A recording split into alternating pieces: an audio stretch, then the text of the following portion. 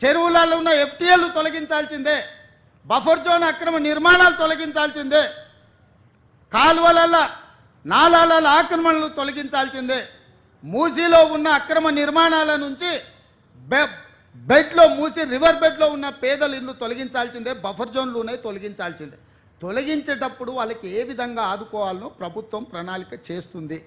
మీ దగ్గర ఏమన్నా సూచన ఉంటే చెప్పండి. మొదటి ప్రణాళిక మూసి రివర్ బెడ్లు ఉన్న వాళ్ళకి డబుల్ బెడ్రూమ్ ఇల్లు ఇచ్చి తవ్వకర్సులకు కూడా 25,000 రూపాయలు ఇస్తున్నాం. మనుషులు కొంతమంది దురాశపరులు ఆక్రమించుకోవడంతో చెరువులో ఉండాల్సిన నీళ్లు వీధుల్లోకి వచ్చి వీధుల్లో నుంచి మన ఇంట్లోకి వస్తున్నాయి. ఇవాళ కొద్దిమంది అక్కడ నిర్మాణాలు చేసుకోవడం వల్ల వేలాది కాలనీలలో ఉండే లక్షలాది కుటుంబాలు ఇవాళ నీట మునుగుతున్నాయి. దీనికి ఒక పరిష్కారాన్ని చూపించాలి. ఎవరో ఒకరు నడుము బిగించాలి. ప్రతి వారు చూసి నాకెందుకులే అని వదిలేస్తే ఈ నగరం మునిగిపోతుంది. చూస్తుంటే చెరువులు మూసుకుపోయినాయి, నాలాలు మూసుకుపోయినాయి. ఇంకా కొంతకాలం చూస్తే మూసి కూడా మూసుకుపోతుంది. ఇవన్నీ మూసుకుపోయినాక వర్షాలు వరదలు వచ్చినప్పుడు ఆ నీళ్లు వచ్చేది మన ఇళ్లలోకే. ఆ రోజు మనల్ని కాపాడడానికి అయ్యో పాపం అనడానికి కూడా ఎవడు మనిషి మిగలడు.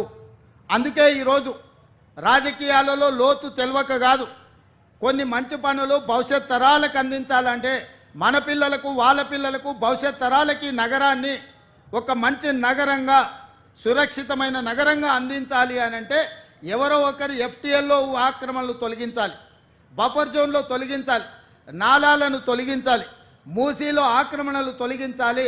వర్షాలు వచ్చినప్పుడు వరదలు రాకుండా ఈ నీళ్లను నియంత్రించి చెరువుల్లో ఒడిసి పట్టాలి.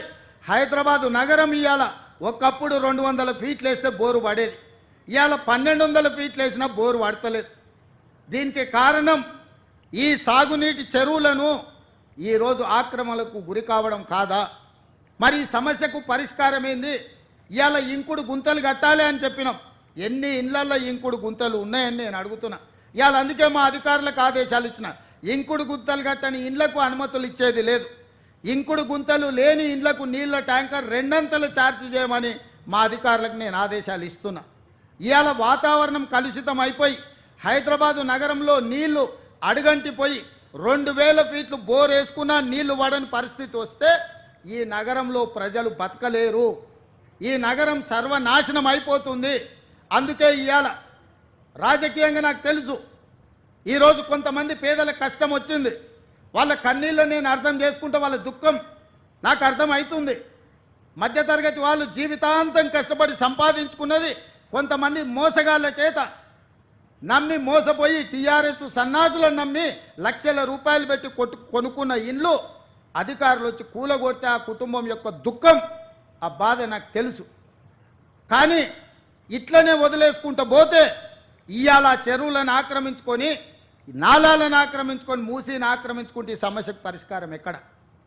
ఇవాళ వాళ్ళని తొలగిద్దాం. తొలగించినప్పుడు వాళ్ళకు వచ్చిన నష్టాన్ని ఏ విధంగా భర్తీ చేద్దామో మీరు సూచన ఇవ్వండి. ఈ ప్రభుత్వం సిద్ధంగా ఉంది. ఏ పేదవాడి కన్నీళ్లు మేము చూడదలుచుకోలేదు. ప్రతి పేదవాడికి ప్రత్యామ్నాయం చూపించాలన్నదే నా ఆలోచన. ఇవాళ మూసీలో ఆ దోమలు, ఆ కంపు, ఆ కలుషితంలో బతికే కంటే ఒక మంచి డబుల్ బెడ్రూమ్ ఇల్లు ఇచ్చి వాళ్ళు బతకడానికి ఉండడానికి ఇచ్చి వాళ్ళకు పని కల్పించి వాళ్ళ పిల్లలు చదువుకోవడానికి ప్రభుత్వం ఏర్పాటు.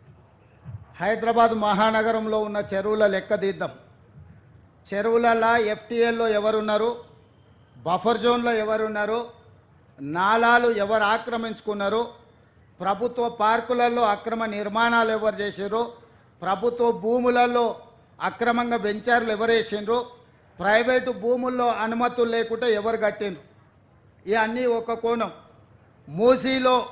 మూసీ అనేది నగరానికి జీవనాధారం.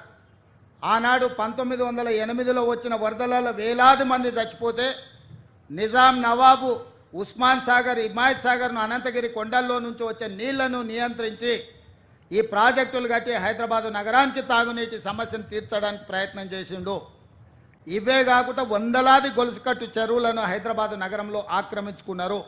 ఇవాళ ఆ చెరువులను అదేవిధంగా బఫర్ జోన్లు ఉన్నోళ్ళను మీలాంటి మోసగాళ్ళు వాళ్ళకి అమ్ముతే వాళ్ళకి ఏ నష్టపరిహారం ఇద్దామో చెప్పండి. ప్రభుత్వం గొట్టుపోలే, ప్రభుత్వం మొత్తం దివాలా తీయలే. నువ్వు 7 లక్షల కోట్ల రూపాయలు అప్పు చేసినా ఈ ప్రభుత్వానికి చిత్తశుద్ధి ఉంది. ప్రభుత్వం నిధులు తెద్దాం, తెచ్చి వాళ్ళని ఆదుకుందాం. ఏ విధంగా వాళ్ళను తొలగించడం ద్వారా వాళ్ళకి న్యాయం చేద్దామో చెప్పండి.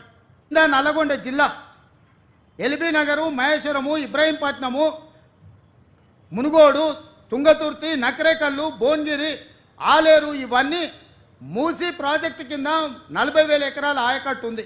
ఇక్కడి నుంచి అక్కడికి మురుగునీళ్ళు పోయి ఒక పక్కన ఫ్లోరైడ్, రెండో పక్కన మూసి మురికి నల్గొండ జిల్లా ప్రజలు బతకలేని పరిస్థితిలో ఉంటే ఆ నల్గొండను ప్రక్షాళన చేయడానికి ఈరోజు ఒక ప్రయత్నం